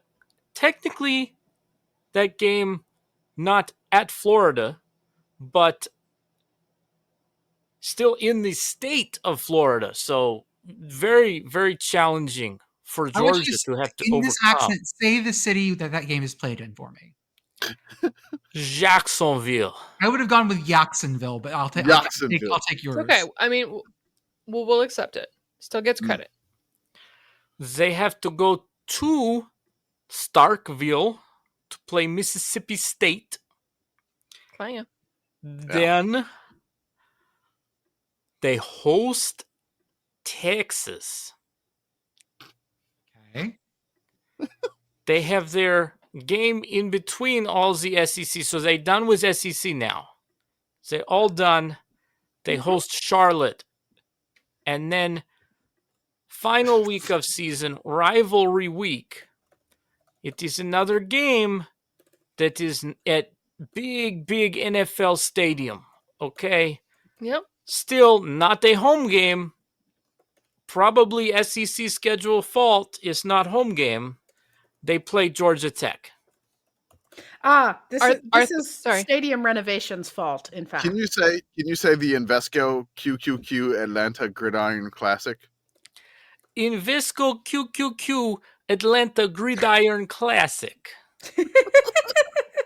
I love Arthur, the last thing. No. Last thing. Arthur, can you just real quick for us remind us what is the name of this rivalry game? What is its moniker? Oh no, what is this called? See, I not know. It's too bad. You haven't been in Georgia long enough. It's what is something hate? It's something hate. Clean old-fashioned hate. Oh, clean old-fashioned hate. Yes, that is what it is. Yes. Thank you. Yeah. For your accent, I need the Indiana Jones map. Like the little plane flying from country to country.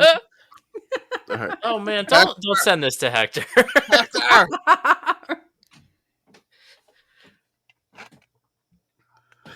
What is Texas's most heartbreaking Sickos moment? Oh, It's Colt. Colt goes down. The Colt shoulder thing, right? Okay. Yeah, Colt goes down. Is that really Sickos? Like it happened in a national championship? Yeah, no. What about Michael Crabtree? That might be it, actually. Yeah. I remember watching that with a bunch of Texas fans, and Crabtree like doing the tightrope catch along the sidelines, to pull off that upset with basically like no time left. That was kind of one of those where that was like kind of like Sickos and deflating. Like they didn't expect to lose that one. I feel like the injury to Colt. Oh wait, no. It's got to be a Sickos heartbreak. That's what it says. Okay. If it's not a heartbreak, it's definitely the Mac Brown 1 second. Yeah, I mean that's probably the Sickos moment. Okay, that's the most Sickos. If it's a heartbreak, it's probably Crabtree doing the tightrope, down the sideline to get that touchdown and win that game. Yeah, but if it doesn't have to be a heartbreak, it is totally the 1 second Mac Brown Sickos moment. So I have Googled hastily embarrassing Texas losses. Okay. And there is a Reddit user, Chanzig23, who 2 years ago helpfully made a tier list of every Texas Longhorns loss in the past 25 years. Yes. The Michael Crabtree loss is in the topmost tier. Yeah. Other answers we have here are getting your shit kicked in 63-14 by Oklahoma. Yeah. The Roy Williams Superman game in 2001. Yeah. Losing 65-13 to Oklahoma in 2003. Yeah. Yeah. Michael Crabtree in 2008. Yeah. 37-21 loss to Alabama in 2009 in the national championship game. That's Colt. 2011 blowout to Oklahoma. 2012 blowout to Oklahoma. Losing to Kansas in 2016. An event that I predicted on a podcast with Arthur, but not this one. Losing to Oklahoma again in 2018, losing to Oklahoma again in 2019, losing to Oklahoma in a close one in 2021, and losing to Kansas again in 2021, as of 2 years ago. So I would also, because not mentioned here, but I would also throw in losing to Kansas at home, because they've also done that recently. I think the 2016, when it was in Lawrence, was probably a bigger deal because the 2021 when they lost at home, it was like a crazier game, right? Yeah, it was like OT. Kansas was so bad in 2016. Kansas went for 2, and then their freshman fullback caught it. Right. Like, but was Leipold there by then? 2021. I'm trying to remember. Was that kind of the first glimpses? That was his first year. Yeah, the 2016 Kansas loss. It's Kansas was nothing. Nothing came from that. It was just. Kansas finished 2-9. Yeah, that was just the sign that, man, Texas was bad. Or I guess they were 2-9. They were 2-9 at the time, and I think they finished 3. There was also their home and home versus Maryland in around that same time period. Do y'all remember that? Yeah, where they lost. They lost to Maryland twice. Yeah. There's your September Maryland. Yeah. Yep. Kansas finished that season 2-10 with wins over Rhode Island and Texas. What was the Perfect year? sport. Jesus. Two schools very alike. What was the year that Texas and Notre Dame played like a banger game week 1, and it turned out they were both just bad teams? That was Texas like is 2 back. years ago. That was when Notre No, Dame that was finished a- 4-8. That was 2016, I think. Was it? What? No. Yeah. Fuck. Hold on. It was. It's like 2016. September 4th, 2016. Wow, I'm getting old. I hate it here. Yeah, 47 overtime game in front of 102,000 people, and we were like, "Fuck yeah! This means that this is good. These are both great teams, and the Texas is back, baby." The Texas is back game. Yes. They were ranked as high as 11th, and then lost to Cal. Gosh, and just to think that game was the swing game for both Texas and Notre Dame getting that 5th win of the season when it all came down to it. That was Charlie Strong's 3rd season as the head coach. He was not retained. He did not get another season. Yeah, I know. Oh. I hate everything. God, I hate Play that. the music now. Slow, chilled.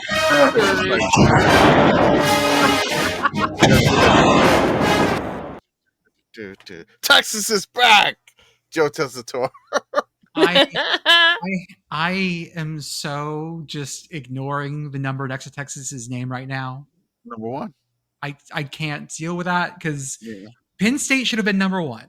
I'll say it. No, What? No. Makes George me feel can't better. handle success.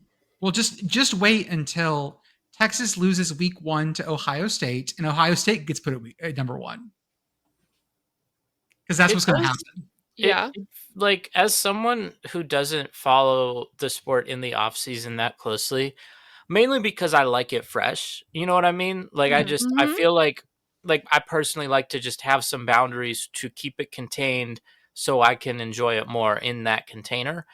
I would just put Ohio State number 1 because they're the defending national champions. That's how I would do my poll. I would just be like, yep. It is very weird that wasn't just the default. I'm impressed with that because that means that people did their actual research and looked at transfers and whatever. Did you see the name of the kid that's going to be Ohio State's quarterback? Yeah. Sayin. No. Julian Sayin.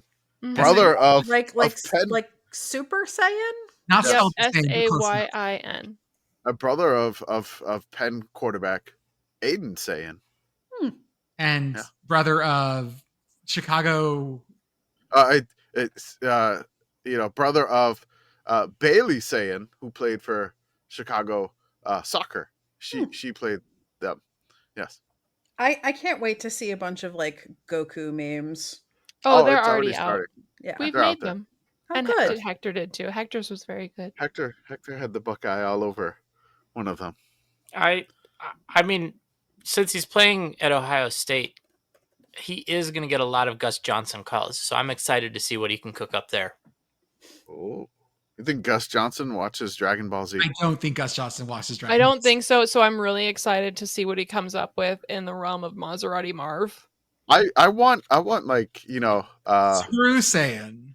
what is no? So like Gus Johnson is just like doing Super Saiyan stuff going on, but I want Gus Johnson's laugh to be in the voice of is it? I can't even say the name. Is it Vegeta or whatever? Vegeta. Sorry, Vegeta. Yeah, where he just laughs and it's Gus Johnson's laugh, like ha ha ha ha. That's it. Saiyan. Saiyan touchdown. What is LSU's best retired number? Oh, can we do it like with conviction or without conviction? Okay. LSU Tigers. Does that like does that eliminate it if they got arrested after? They have only retired 3 numbers. Mm-hmm. Yeah. It's got to be Billy Cannon, Heisman winner. Well, that's what I'm saying is like Billy Cannon got into some legal troubles. Whatever. It's it was a counterfeiting scheme. Who cares? I mean, that's classic Louisiana crime. He became a dentist at the Louisiana State Penitentiary after his term in prison. I think he paid his debt to society. It's fine. I would agree. Huh. He's in the College Football Hall of Fame. Does he still have a Heisman vote? He's dead, so no. I guess, yeah, okay, but like they didn't strip it, did they? He's voting. No, it's the Heisman vote now. Yeah, it's like every former Heisman winner has a Heisman vote, and it's always like, like I guess OJ's also dead now, but like there were just people that he'd bring up, and it's like, I guess.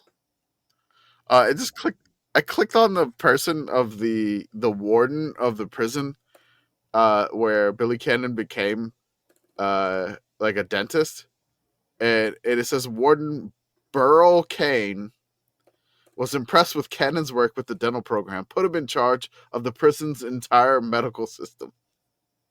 Like you do. But I'm looking at like Burl Kane's like face. You know, like if you look at the link there, it's just like, that's my God, dude. It's so Louisiana. He's from Pitkin too. Oh my God, no way.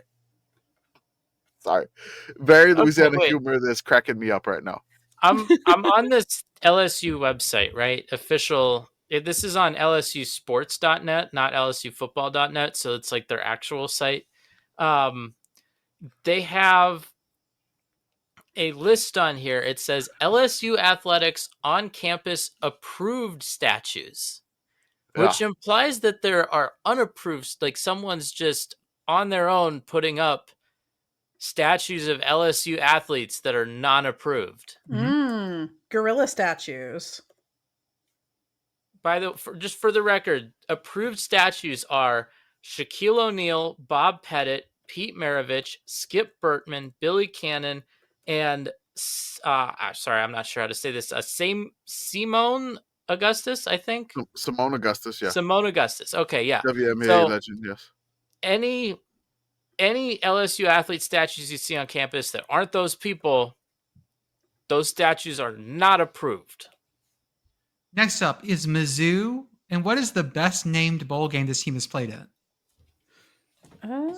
So they've played in an Insight.com bowl. I do love a .com bowl. But they've also played something called the Los Angeles Christmas Festival in 1924. We got a Bluebonnet Bowl. We got a Hall of Fame Classic. Personally, I got to go with Insight.com. It just harkens back to a different time. We've probably asked this before. What was Insight.com? Didn't that turn into the Humanitarian Bowl? It did. No. Insight.com Bowl became the Cactus Bowl. It's now the Rate Bowl. Okay, that's right. Oh, so it was the Cheez-It Bowl at one point. Yes. Yes. Insight Enterprises. Gosh, it's just funny. Like, I'm on their Wikipedia page. It's just funny to see Christmas Festival. Los Angeles Christmas Festival. Insight is IT solutions, business to business, commercial, and public sector. Oh, business solutions for a digital age. I'm going to say something that may be, but like looking back in hindsight, like let's just say like it's like 2050, and looking back at Missouri's bowl game wins, the one that's going to stick out the most compared to all these names is going to be the Gasparilla Bowl. Yeah. I hope, like, the internet's so bad. I just hope we can preserve the music. Like, no matter how much the internet breaks, we need to preserve that music. I don't even remember why, but I had to explain the concept of Gasparilla to obnoxiously Pitt boyfriend this week. Yeah. And he was like, explain the whole thing about like Tampa. Oh yeah, I ended up summarizing very briefly I think I was talking about the Gasparilla Bowl and I don't remember why. Anyway, he was like, "What is that?" And I was like, "Well, it is a trashy pirate themed festival in Tampa." And he was like, "Yeah, that's enough. That's a solid enough explanation." And I say trashy affectionately, of course. Yeah, trashy complimentary. Yes. Yes. They've got 3 Independence Bowls. Not enough. We need more. Next up, Kentucky. What is their school's motto? We predict the record off of the motto. Kentucky. Make sure you put university. United we stand, divided we fall. Hey. Can't even say that in Latin. Sadly it's in English. Is there a Latin translation of that? I mean, you can translate any phrase into Latin, like that's. I know, but is there a common Latin translation? I don't know. I have no idea. Latin speakers, sound off in the comments. Latin speakers. This is riveting stuff right here. Oh wait, this is also the motto of the state of Kentucky. Sickos Committee learns Latin. Oh, so that's the state. They just borrowed the state motto. It seems so. Yes. Oh man. Yeah, because if you look at the seal for the University of Kentucky, it is. I would be willing to make you a bet very similar to the seal of the state of Kentucky. Huh. Find that. Is there something about this part of the country where you just can't put effort into mottos? Because ETSU is just right next to Kentucky on the map right there. I don't know, man. Here's a helpful little side by side of. I feel like it's not necessarily. I don't feel like it's bad. I feel like it's like 6 and 6. It's very fitting now that we know that it is also the motto of the state of Kentucky. It's very fitting historically. Yes.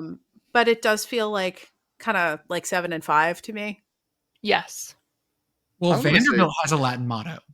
Oh. Of course they do.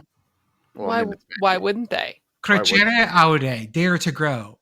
Florida has a Latin motto.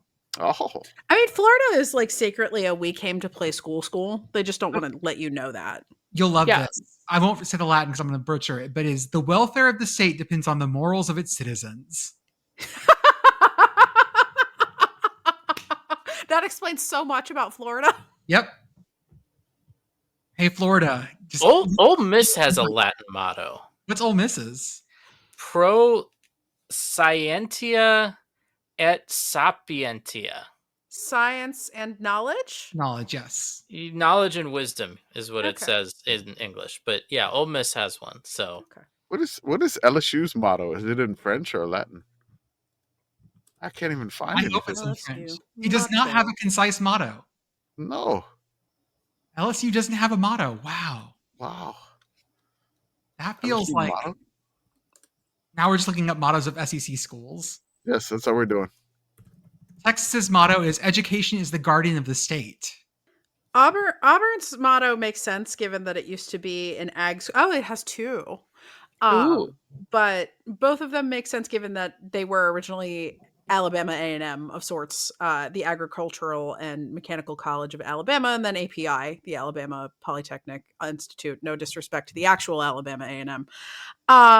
Research, instruction, extension, and for the advancement of science and arts. So, both very ag school. So the only thing I can find is the AI overview of LSU's motto. Oh, no. I also got this. What did yours say? It says whatsoever things are true in English, but it's quacum que vera. Of course, Arkansas's motto is Wuus Pigus Suius. That's not true. I looked up Arkansas already, and it does have a Latin motto. Damn it. How about this one? I'm gonna read this Latin motto. How many teams we got though? You guys have to guess which school it is. Okay. Emolit Morris nec sinit esse feros. Will the English translation give away what school it is? Nope. It says motto in English. This is all per Wikipedia, by the way. Yeah. Learning humanizes character and does not permit it to be cruel. For an SEC school? Yeah, that's an SEC school. I have no clue. Who is it? South Carolina. Sure. That was not going to be my guess. Okay. Nope. That was not. Wait, then does Texas A&M have one? We look at all the mottos of this SEC university. Texas A&M's is something like "Take me to dog church." Okay, Wikipedia doesn't have one for Texas A&M. By Hosier, take me to dog church. Yeah, I don't see. What if we read the It was mottos Hosier, in sorry. Latin, It was but Hosier. Yeah. doing accents? Core values, Aggie Network. I see service before self come up every once in a while. Yeah, but I don't think that's officially. Yeah, I don't see an a official thing. motto listed. Yeah. It's Gigas Imus. Jordan. Our last team is Mississippi State. We need to find the lightest player on their team. Mississippi State? Yeah, Mississippi State. Yep, 2025 football roster, sort by weight. It's got to be a wide receiver again, right? It sure yes. is. Brennan Thompson, wide receiver, senior, 5'9", 170. Ooh, 170. Okay. Well, no, there's two at 170. We also have a defensive back, Sean Pleasant. He's a 6'2 freshman, also 170 pounds. No picture. No picture. Footage not found. 180, 190, 180. Can I see if there's anything interesting here? Wide receiver. They have a quarterback that's 6 foot 180. Oh, good. They have a 360 pound, 6'5" offensive lineman. Hell yeah. Okay. We only have one conference left, I believe. We're so close. We're so close. You know what that means? Also, by the time you listen to us, there will have been football by the time that you listen to us talk about the AAC. Yeah. Are there any AAC teams playing week 1? Week 0? There's not. No, there are not. That's why we moved that to then, because Perfect. they were a conference that is not participating in week 0. I am excited because we're going to have week 0, like the actual games. We're going to have to preview the American. And we're probably going to have to talk about our poll, which I think closed. It just closed, like, as we started this, yes. So we're going to have we got a good show. Crazy packed show. But we got through it all tonight. We did. We're getting better at this. Just in time to get out of the off-season rhythm and immediately get terrible at this again. We relearn how to podcast every year. Every year. Twice a year. Every year. We relearn how to podcast. All right. Okay, folks. That's what we got for tonight. Anything else from the committee? Go buy Bill's book. Do it. Buy his book. Bill's book. Bill's book. Bill's book. Bill's book. Shopify's point of sale system helps you sell at every stage of your business. Need a fast and secure way to take payments in person? We've got you covered. How about card readers you can rely on anywhere you sell? Thanks. Have a good one. Yep, that too. Want one place to manage all your online and in-person sales? That's kind of our thing. Wherever you sell, businesses that grow with Shopify. Sign up for your $1 a month trial at shopify.com/listen. Shopify.com/listen.